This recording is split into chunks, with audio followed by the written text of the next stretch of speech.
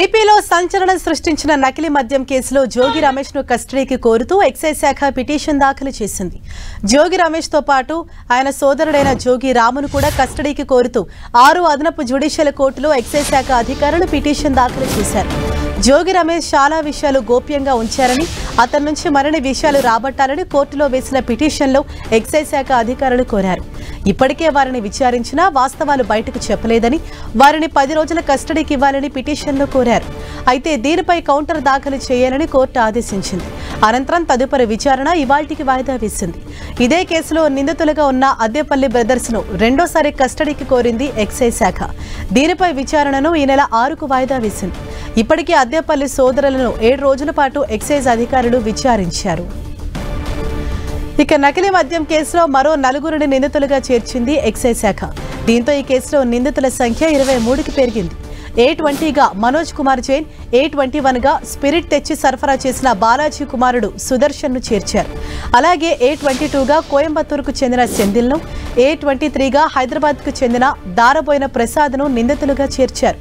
Spirit, సీసాలు, మూతలు, labels అందించినట్లు ఈ 4గురిపై ఆరోపణలున్నాయి.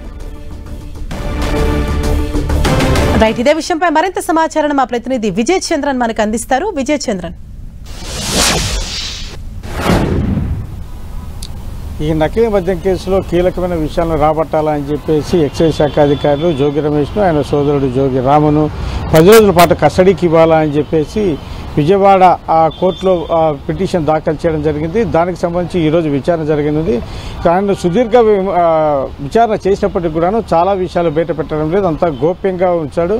కాబట్టి దానికి సంబంధించినటువంటి ఆయన విచారణ సహకరించినందువలన 10 రోజుల పాటు ఆయన విచారణకు అంటే కస్టడీకి తీసుకుని విచారించేందుకోసం అనుమతి ఇవ్వాలని కోరడం జరిగింది. దాని మీద కౌంటర్ దాఖలు చేయాల్సిందిగా కోర్టు కూడా ఎక్సైజ్ శాఖను ఆదేశాలు జారీ చేయడం జరిగింది. ఈ మేరకు దీనికి సంబంధించినటువంటి విచారణ ఈరోజు కోర్టులో జరగనుంది. కోర్టు ఎటువంటి నిర్ణయం తీసుకుంటుందా అనేది మటుకు ఉత్కంఠభరితంగా మారిందని చెప్పొచ్చు. ఎందుకంటే ఇప్పుడు 10 రోజులు వీళ్ళు అంటే విచారణకు కోరుతా ఉన్నారు. 10 రోజులు ఇస్తారా లేకుంటే ఇంకా మరి కొద్ది రోజులు తగ్గించిస్తారనేది మటుకు చూడాల్సింది. ఇప్పటికే ఈ జోగి బ్రదర్స్ ఇద్దరు కూడాను నెల్లూరు సెంట్రల్ జైల్లో ఉన్నారు. వారిని ఇక్కడికి తీసుకొచ్చి ఇక్కడ దానికి సంబంధించిన విచారణను ఏదైతే ఉందో దానికి సంబంధించి చేసే అవకాశం ఉందని చెప్పొచ్చు. అయితే దీనికి సంబంధించినటువంటి ప్రధాన నిందితుడు ఇచ్చినటువంటి సమాచారం మేరకు, ప్రధాన నిందితుడు అతని సోదరుడు ఇచ్చిన సమాచారం మేరకు, జోగి రమేష్ ఆదేశాల మేరకు జోగి రమేష్ సోదరుడు రాముకు తాము 9 లక్షల రూపాయల డబ్బులు ఇచ్చాము ఒకసారి అని కూడా చెప్పడం జరిగింది. దానికి సంబంధించినటువంటి ఆధారాలు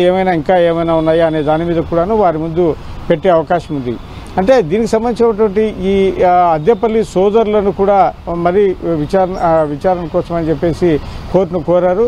అంటే వారి నుంచి మరికొన్ని వివరాలు సేకరించి వారిచ్చినటువంటి ఆధారాల ఏదైతే ఉన్నాయో వాటిని ఈ జోగి బ్రదర్స్ ముందు పెట్టే అవకాశం ఉందని చెప్పొచ్చు. జోగి రమేష్ అయితేనేమి, జోగి రాము అయితేనేమి, ఈ అద్దెపల్లి సోదరులు ఏవైతే కనుక ఆధారాలు ఇస్తారో వారి నుంచి మరిన్ని ఆధారాలు సేకరించి దానికి సంబంధించినటువంటి ఆధారాలన్నిటి కూడా వారి ఎదుట పెట్టాలని చెప్పేసి ఎక్సైజ్ శాఖ అధికారులు భావిస్తున్నారు. ఎందుకంటే ఇది ఒక ప్రెస్టీజియస్ కేసుగా మారిందని చెప్పొచ్చు. ఈ నకిలీ మద్యం కేసు అనేది రాష్ట్రంలో పలు చోట్లకి ఇంకా ఎక్కడెక్కడ విస్తరింపజేశారనే దాని మీద కూడా విచారణ చేస్తూ ఉన్నారు. ఇప్పటికే దీనికి సంబంధించినటువంటి మూలాలు ఒకవైపు చిత్తూరు జిల్లాలోనూ, మరొక వైపు రాజధాని ప్రాంతంలోనూ చూస్తే ఒకవైపు ముఖ్యమంత్రి చంద్రబాబు నాయుడు సొంత జిల్లా అయితేనేమి, మరొక వైపు చూస్తే ఇంకా రాజధాని ప్రాంతంలో అయితేనేమి 2 కీలకమైనటువంటి ప్రాంతాల్లో దీనికి సంబంధించినటువంటి మూలాలు బయటపడడం అనేది ఒక సంచలనంగా మారిందని చెప్పొచ్చు. అంతేకాకుండా దీనికి సంబంధించి టీడీపీకి సంబంధించినటువంటి నేతలు ఒకవైపు ఆరోపణలు ఎదుర్కొంటుండగా మరొక వైపు వైసీపీకి చెందినటువంటి నేతలు కూడా ఆరోపణలు ఎదుర్కోవడం గమనార్హంగా అని చెప్పొచ్చు. ప్రతిపక్ష అధికార పక్షాలకు చెందినటువంటి ఇద్దరు